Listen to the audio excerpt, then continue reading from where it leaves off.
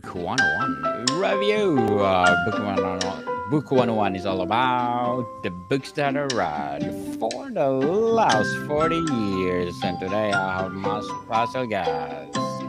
He's a global media personality, an author, and a speaker too, no other than Mr. Rod Berger. How are you, Daniel? I'm fabulous, Dr. Rod. And can you please introduce more about yourself? Absolutely. So I have a background in media, journalism, and psychology, and I have been a storyteller in different sectors of the economy and captured stories around the world. And I know we're here. We're going to talk about my new book that that's going to be hitting bookstores in just a few months. My publisher Wiley and I. The book is called The Narrative Edge: Authentic Storytelling That Meets the Moment, and it is a collection of stories that I've captured across my travels, everywhere from refugee camps in Eastern Africa to going behind the scenes at Formula One. And I weave in personal stories and the way in which story has impacted me across my lifetime. Dr. Rod Berger, thank you so much for sharing your knowledge and wisdom to the world. What's the narrative edge you describe in the book, and why is it critical advantage today? Well, it's critically important. You know, it's interesting, Daniel, that you asked that because I just saw a study that came out from MIT where they're looking at the impact of ChatGPT and AI on critical thinking, and that those that are utilizing AI and these different models are losing or slipping in their ability to think critically. And when I think about that, I think about story, I think about writing, I think about capturing the essence of a shared experience, a shared glass of wine, a trip across an ocean, a picnic, a game, a parent-child interaction. And it's about story, and it's about relaying those stories. So I think that, look, story's been with us since the dawn of time. It will never leave us.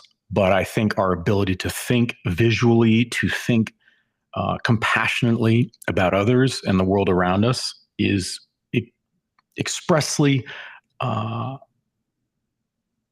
discussed and shared through the power of story. And it's just so important.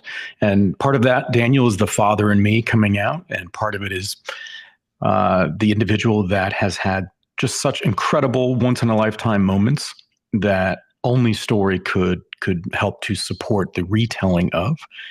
So I think it's really, really important in a world of AI where the answers are going to be provided. We're going to have to ask good questions, and good questions are a part of and ride shotgun with curiosity.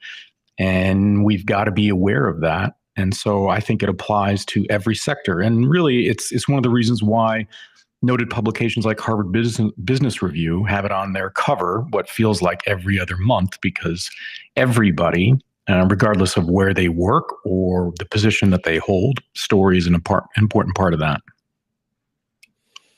Dr. Rod, how do you define authentic storytelling in a world saturated with content and AI generated narratives? So how do I define authentic in this world? It's a great question, Daniel. Authenticity is much more, I think, defined by silence than it is volume. And it's really hard to be authentic when we feel like we have to fill the airspace with content that's generated from something outside of ourselves and our experiences. You know, it's interesting because people will, especially in the content space, they will talk about the replacement of people and everything from public relations to publicity, marketing, and communications sort of writ large. Well, I always go by the motto of garbage in, garbage out. And so, you know, if I'm going to be authentic and I'm going to communicate a message, whether that's through a book like mine, or it's in somebody's email copy for sales, or if they're trying to communicate a brand or something new through advertising, if it doesn't come from a place of authenticity, the reader, the viewer, the consumer, the customer, they feel it. But you know why? Because it lacks emotion. And AI can do a lot of things, but what it can't do is communicate that emotion in a way that can pivot in the moment. And I think that that's incredibly important. So being authentic is is it's about being and really feeling good about where you are in your space and the story you're about to tell. And it's also being comfortable with the silence. And that's something that you can't square with AI or in a synthetic world. Sometimes it's in the power of a look. Well, how am I going to tell an AI engine or model to take in and understand a look within what we're talking about here? So being authentic is about understanding that we're all going through this together. And if we can share our experiences, chances are, and I'm not a betting man, but I would put a healthy bet down that if I can communicate about the human experience, chances are, Daniel, that others will resonate with that. Dr. Rada, beautifully articulated. I love your studio audience, Daniel. Yes, there's a lot. Very well said. The subtitle mentions stories that meet the moment. How does context like cultural, social, or technological shape effective storytelling? So we're talking about meeting the moment and cultural expression or experience. I mean, it's so fascinating because the irony is when people think about storytelling, I'll hear people say, Daniel, oh, it's just a fad. We'll sidestep this in a little while. But actually, we think about storytelling all the time. If you get pulled over by a police officer for speeding, what is the first thing that comes to your mind? What's my story? If you go and have a cup of coffee with a potential client or colleague that you've never met before, you're going to be thinking as you walk into that cafe, what story or stories am I going to tell that represent the best of me or the opportunity of collaborating with me? If it's a first date, what story am I going to tell when I shake that person's hand or give them a hug to start that date? It's everywhere. Right? If one of my kids does something that they know they're going to get in trouble for, what's the first thing they think about? What story am I going to tell my father? And so cultural practices play a role in this because there are expectations, there are assumptions, there are biases that play a role in the way in which we communicate our experience. And so whether we want to call it story or reflection, or really just sort of broad-based honesty, it is a part of what we do, and it's the way in which we communicate. And the understanding of other cultures is incredibly important. And I'll give you an example. So in my book, I talk about experiences that I've had in Africa, Daniel. And I walked in, my very first time in Africa was in Western Africa, in Dakar in Senegal, and then in the Tambacounda region, which is about 7 hours into the country. And I started noticing that I was getting looks from young Senegalese. And it was fascinating because they were looking at me as if I was an animal in a zoo that they'd never seen before. And, sort of silly me or shame on me that I hadn't already thought about the impact of my white skin, my hair, whatever I'm wearing, what was it communicating to those young children? Had they ever seen a white face before? And so I started to ask the people around me, what do they call somebody with a white face? And I did that purposefully. And when I found out what they called people with a white face, I started to use it in my interactions with people where it seemed appropriate, because I wanted them to know that I understood I was in their home, and I wanted to communicate a sense of dignity and pride for their home or their environment, their country. And I didn't want to be ignorant as the perceived colonist or somebody who is coming to tell them how to do something better, like to purify their water or to dig a well or to improve education for young girls. And so I use that as a general practice, Daniel, every time that I've been to Africa in different regions. And I will tell you, it's some of the experiences I have with people when I acknowledge that I know what the term is. The walls go down, and you just have a connection with another human being that says, you matter, and I respect your home. And I think that's a really important thing to do. So I think when it comes to culture and the role of storytelling, it's sort of understanding. Here's what else. I don't know what your next question is going to be, Daniel, but I will say that one of the things that we struggle in, and I talk about in the book, is understanding the character that we play in the story that we live. And do we have control over the characters that we play in the stories that we live? Or are those roles being applied to us based on circumstance, based on any number of ism or issue or bias, unfairly or fairly attributed, and that can impact the way in which we think about our role in this life? Yes, people, respect begets respect. So, what's the biggest misconception about storytelling that your book challenges? The biggest assumption about storytelling is that it's a nice to have.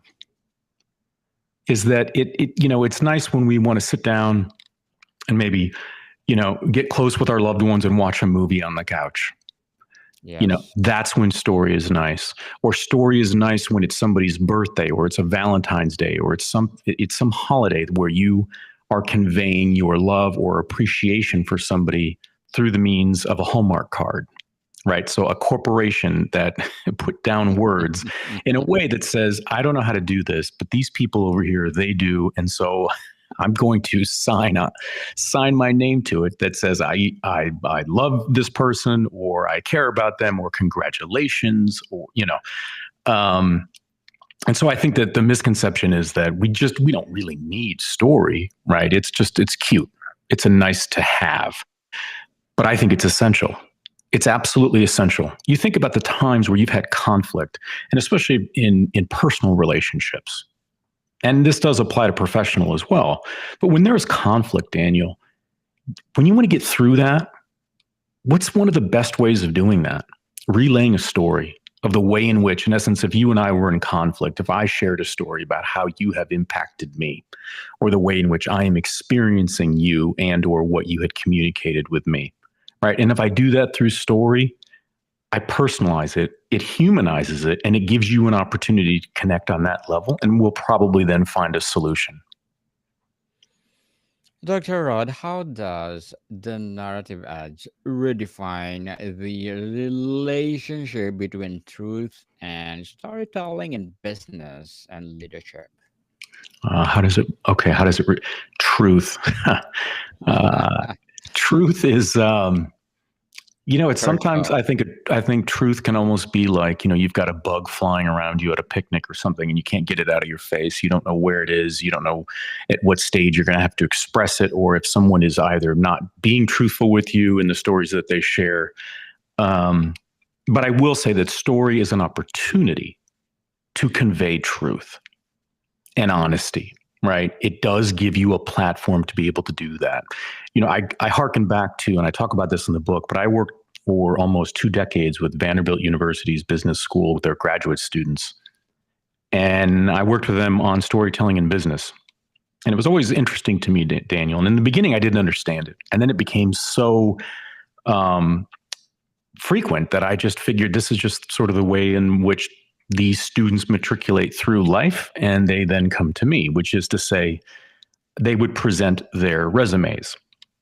Well, their resumes, Daniel, were truthful in what they communicated, their grades that they had achieved, their apprenticeships or internships, their extracurricular activities, but that the truth was really buried. It's like we're burying the lead, which is they weren't telling their truth about their own story. They were telling the truth that they thought was expected of them by faculty, by their profession, and they didn't understand the value of the story that lied beneath those elements and those bullet points that they shared exclusively with every other colleague and classmate in there, all the while not differentiating themselves or illustrating or demonstrating their uniqueness in why on earth anybody would want to hire them, bring them on into an internship, and collaborate with them. And so I think truth is, it sort of lives within the gray, right? It's not black or white. And I think sometimes it's just the question that helps us get to it. I don't think it's about the answer. I think it's the pursuit of that. You and I may be in an elevator that stops between 2 floors, Well, there can be two truths that we're stuck between two floors, but it does also give us an opportunity to find a new truth from a different perspective and platform. And that's going to happen through shared experiences, and shared experiences packaged together are stories. Again, Dr. Rod, very well said. My audience cheering you up because empowering answer indeed. As a global media personality, an author and a speaker, what are your short-term and long-term goals? Ah, and we must be related, Daniel. I feel like I get this question quite a bit from inside the four walls of my life. Um, Short-term goals, I hope, Daniel, that this book, I hope it touches people. I hope, it's interesting. Whenever I do my interviews, and I feel very old because I've done over 4,000, but when I'm doing an interview, I don't ever think about it in the moment, like, or prior to an interview. But part of my goal is that I want you to have an experience that you've never had before. I want to ask you a question that came organically in the moment that you've never been asked, even if you've been interviewed 1,000 times. Because that to me is sort of the magic of human interaction. If I can do that, then I've done my job. Well, in writing the book, it converted a little bit. It wasn't just that I couldn't think of the reader in the same way. And as I started to share the manuscript with a select group of people, I started getting feedback that was, to me, the equivalent of what I was hoping for during interviews, which was they found themselves within the stories that I was sharing, as if they were a character in that given play. That to me is the greatest compliment for a storyteller, is that whatever I did, and hopefully I did more right than wrong. I provided an opportunity and a staircase for others to step onto the same stage and to share a story that maybe they hadn't been to a place that I have been, but they've had that experience where the environment or the background might have been different. And so my short-term goal is that the book is experienced with the intent that I originated this from, which is to express dignity and appreciation for the people that honored me with the opportunity to understand their lives and share their lives with the masses. And my long-term goal is that hopefully the book does well enough that it, breeds opportunity to capture more stories. Because that's the problem with storytelling. There's one problem, Daniel. If you allow yourself to enjoy the vast and unending horizon of story, you never want to leave. It is like returning a rental car. When you cross over the spikes at the airport, you can't back up. And when you have seen stories that you had never could have thought would be a part of your landscape, it's an addiction. You want more. You want to dive in deeper. You want to find a different medium, a different way to do that. And so long-term goals include my work with the Jim Henson Company on our television show, and hopefully that will get picked up and we can capture stories around the world for that show, and that more books will follow. But that's all. That all happens if people continue to welcome me into their proverbial homes, which I greatly appreciate. Yes, and we want more. Dr. Rod, we want more empowering books from you. And good luck to your goals in life. And what would be your piece of advice for those people either want to be an author or global media personality as well as speaker? Okay, well, I'll try to tie it in as concisely as I can. I guess really it's about, if you find that you have a passion for storytelling, you'll find the medium where you're the most comfortable. It may be that it's on a stage giving a TED talk, or it might be that it's behind a computer typing stories and columns for publications of record, or of a discipline that connects with you personally, and within your spirit of what you want to convey. So I think it's really about, if you want to dive into storytelling, because that's what it is, there are all these incredible mediums to be able to do it. And you find where you fit that natural sort of, this is comfortable for me.